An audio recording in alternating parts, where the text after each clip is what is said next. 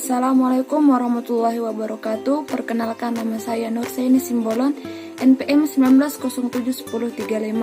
Di sini saya akan menjelaskan tentang surat pribadi dengan mata kuliah korespondensi dosen pengampu Minasanti Lubis SPD NPD. Pengertian surat pribadi. Surat pribadi adalah surat yang tidak resmi dan bersifat pribadi. Biasanya digunakan dalam situasi yang tidak formal, menggunakan bahasa yang tidak baku dan tidak memiliki kop surat. Biasanya surat ini ditujukan untuk saudara, teman, atau yang bersifat pribadi.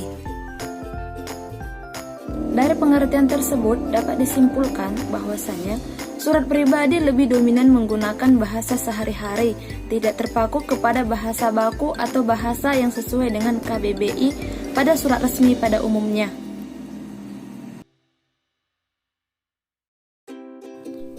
Bagian-bagian surat pribadi. 1. Tempat dan tanggal pembuatan surat. 2. Alamat penerima.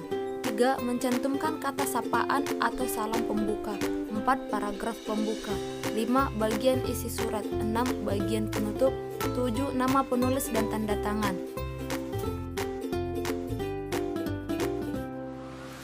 Tempat dan tanggal pembuatan surat. Tempat dan tanggal pembuatan surat merupakan bagian terpenting dalam surat pribadi. Dua hal ini terletak pada bagian atas kanan atau kiri surat. Kesimpulan dari tempat dan tanggal pembuatan surat yaitu tempat di mana surat tersebut dibuat dan tanggal berapa surat tersebut dibuat.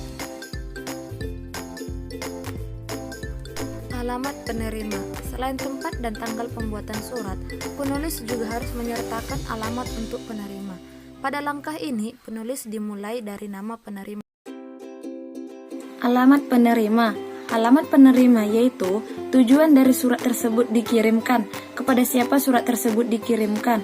Alamat penerima biasanya terletak di bawah tempat tanggal pembuatan surat. Mencantumkan kata sapaan atau salam pembuka. Mencantumkan kata sapaan ini katanya tidak harus resmi.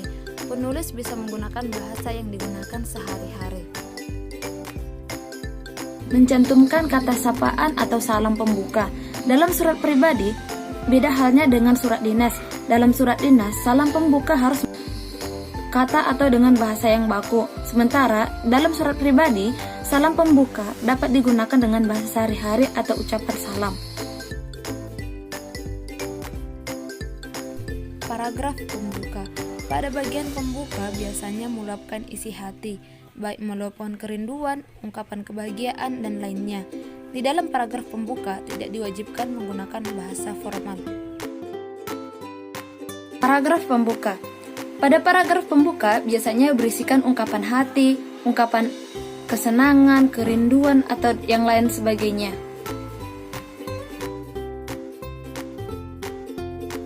Bagian isi surat adalah bagian terpenting dalam surat pribadi.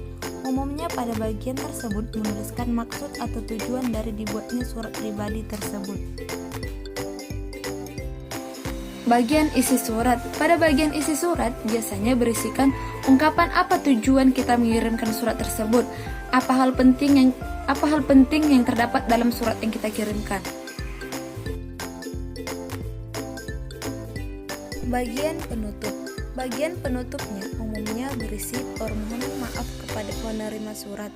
Selain itu juga dapat berisi ucapan terima kasih dan harapan kepadanya. Bagian penutup.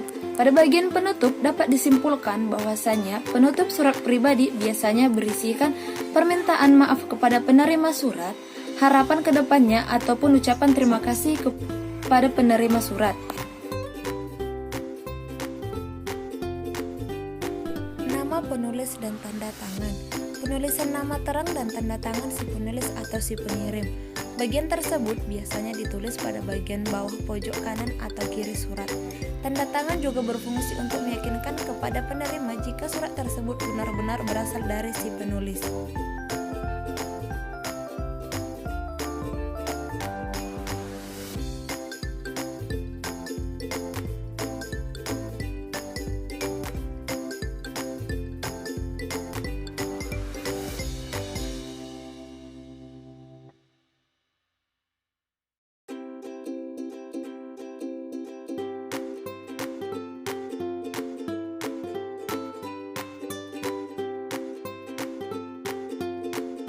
Dapat disimpulkan bahwasanya surat pribadi berbeda dengan surat dinas pada umumnya.